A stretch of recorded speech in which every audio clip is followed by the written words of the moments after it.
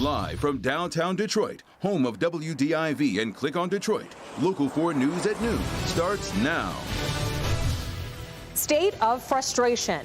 Freedom is what we want. Freedom is what we demand. From coast to coast, protest against lockdown orders. I need my job. I need to work. Here at home, a similar sentiment from some, but Governor Whitmer calling on everyone to be patient. This is a moment in time. It is not the rest of our lives. This is a moment in time. Now at noon, when the governor will begin releasing her plans to reopen the state's economy and what states Republicans are putting on the table. Good afternoon, and thank you for joining us. We do want to get you updated right now on the very latest on COVID-19 here in the state of Michigan. The ongoing pandemic tops our news this noon. And we do start with some good news. There are now reports of more than 3,200 recoveries. And now the breakdown of our case count here in Michigan. The latest update we received was Sunday afternoon, and there were 83 new confirmed deaths from COVID-19 within a 24-hour period. In total, we have lost 2,391 people to this virus. Michigan now has more than 31,400 confirmed cases, and that is an increase of 633 new cases in just a 24-hour period. New case updates come daily mid-afternoon, so we will be bringing you those updates this afternoon on clickondetroit.com and in later newscasts today. Speaking of cases and recoveries, here is the inside of Novi's Suburban Collections showplace. It went from a big event space to a makeshift hospital, and today will be the first day that the hospital is ready to receive patients. And you can see all of the hospital beds lined up there. Meantime, a lot of big news regarding the pandemic. Starting today here in Detroit, all essential workers in the city are now eligible to be tested for coronavirus. You can do this without a doctor's note, and you don't have to have any symptoms. Testing will be done by appointment at the state fairgrounds. Also today, Governor Whitmer is expected to outline her plans for reopening the state in phases. And that is scheduled for 3 o'clock this afternoon, so you can watch that here live on Local 4 and on clickondetroit.com. Meanwhile, at the same time, State House Republicans are releasing what they are calling a roadmap for Michigan's recovery from the pandemic. And for more on that, let's get to Rod Maloney joining us live this noon with what the Republicans are proposing. Rod, good afternoon. Good afternoon, Rhonda. You know, the Senate and the House both have plans. They're not identical, but they have put out plans. The Senate did last week, and the House was out with theirs this morning. And it does a number of things, but it does is that it has 3 differing tiers and 3 differing steps. We'll talk about the tiers here at noontime because this can get very convoluted and we don't want to overload you with information. I know people are interested. Here are the risk levels. Tier 1 is the highest. Wayne, Oakland, and Macomb County, of course, are the ones that fit into that category the most.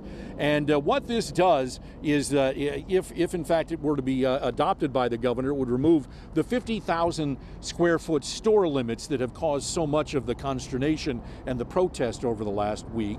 Then there's Tier 2, which is a heightened level of risk, but it reduces the large gathering limits. In other words, as they step down with these, then they're going to be changing the rules for some parts of the state. Then there's the T3, which is a standard risk, where it lifts the stay-at-home order. And the legislature would like to get to that as soon as possible in many of the outstate areas. I had a chance to speak with the House Speaker this morning, and this is what he had to say about his plan. Michigan is very diverse, and this COVID-19 pandemic has hit Michigan in different regions at different levels. So we believe that our strategy moving forward needs to identify that and include that in every step of the way. That's why we believe regionalization is so important. We need to ensure that Southeast Michigan gets the PPE that they need, gets the testing that they need, and the additional resources that they need. But let's not be overburdensome in other parts of the state where thousands of Michigan families are hurting unnecessarily. So we have the Senate and the House plans posted on clickondetroit.com with the full details of all of this if you really want to spend the time, and many people do have that time to go and take a look at that. In the meantime, the governor is going to be coming out at 3 o'clock with her plan, but she has sort of signaled that it's not going to be the entire plan, that she was expecting to roll out her plan in pieces over the week. So we're going to be watching to see what she does at 3 o'clock, and we'll have full details coming up on Local 4 News at 5 and again at 6. Reporting live in West Bloomfield, Rod Maloney, Local 4. All right, Rod, thank you for that update. Turning our attention to the national front, while many major U.S. cities have empty streets, there are still some that are out protesting their stay-at-home orders.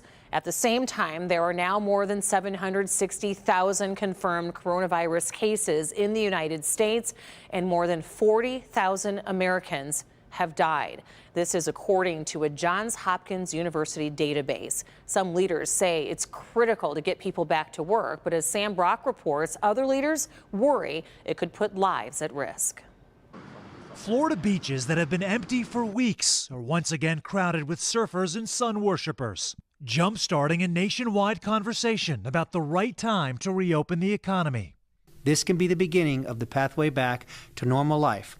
But please respect and follow these limitations. In Duval County, a beach reopen order requires social distancing and comes with limited hours. Still, it prompted a nearby beach commissioner to tweet, "This move is so dumb that I had to make sure it wasn't fake news." A banner flying over Miami Beach pleaded for its sandy shores to follow suit and come back. But the Miami-Dade mayor has already said, not so fast. I want to stress that no orders will be lifted as yet. In Texas, state parks are opening back up today, with the governor dangling the possibility of retail businesses on Friday, but just with pickup options.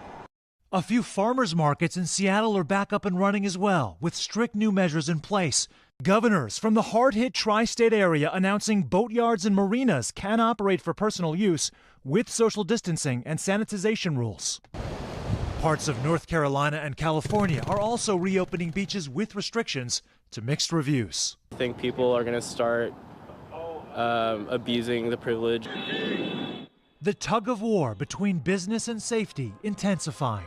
We're wrecking our economy for something that I feel isn't as dangerous as it's put out there.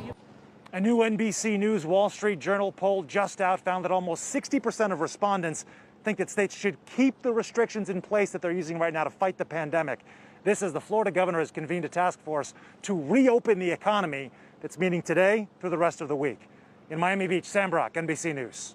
All right, Sam, thank you. Meanwhile, taking a look at the stock market this noon, Dow Jones Industrial Average, the market is down this Monday as investors react to a series of negative reports after a big rally on Friday. Now the Dow has fallen hundreds of points at the start of today and remains in negative territory.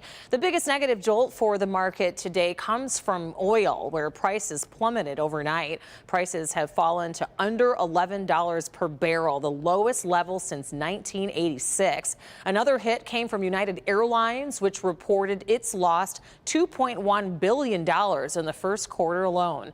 United is the first major airline to report earnings, and reports are circulating that luxury retailer Neiman Marcus, which has a store right here in Troy at Somerset Collection, will file for bankruptcy protection later this week.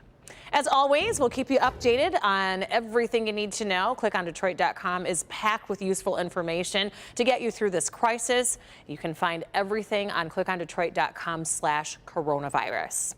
Now we switch gears, take you outside with a look at some sunshine on this Monday. Brandon is tracking our forecast as we take a live view of the downtown Detroit skyline. Thanks to our friends over in Windsor. We call it the Windsor Skycam. And Brandon in Grosse Pointe Woods, can't see you from that big wide picture of downtown, but it sure does look nice out. Almost can see me from that, but just out of frame, and the same exact sky everywhere. It's beautiful on this Monday. We hope you are enjoying it. just wait until right after the news. Get outside and enjoy some of this beautiful day. Temperatures flirting with 50 degrees. Yesterday we did make it into the 60s. Might fall just shy of that today. But look, it's 50 up in Flint, 50 Lansing, 49 in Howell, 47 Lapeer, 47 Metro, and 47 degrees downriver. As we look at the rest of the day today, boy, oh boy, more sunshine. Now, this is during daylight hours. Sun sets just after 8 p.m., and we should be just shy of 60 degrees with a couple of clouds building into the afternoon. Not many. We have a chance for some rain and thunder showers later tonight, and I'll have the latest on that, Rhonda, coming up. We'll see you here in a few, Brandon. Thank you. Developing this noon, the province of Nova Scotia is reeling after 19 people are killed, including the gunman in a shooting rampage over the weekend. Officials identified the suspected shooter as 51-year-old Gabriel Wortman. Investigators say that Wortman dressed up as an officer and drove a car done up to resemble a Mountie Cruiser. A police officer and a teacher are among those killed in this 12-hour rampage that began late Saturday night. After a manhunt, the suspect was killed at a gas station northwest of Halifax. The attack is being called the deadliest shooting in Canadian history. It's just something that I never ever expect to happen here, this close to home. It's scary, very scary situation. And the motive behind the shooting is still under investigation. So to come here at noon, as the United States investigates where the deadly coronavirus started, a lab in Wuhan, China is coming under suspicion as the possible origin. Keir Simmons examines the validity of those claims when we come right back. Stay with us.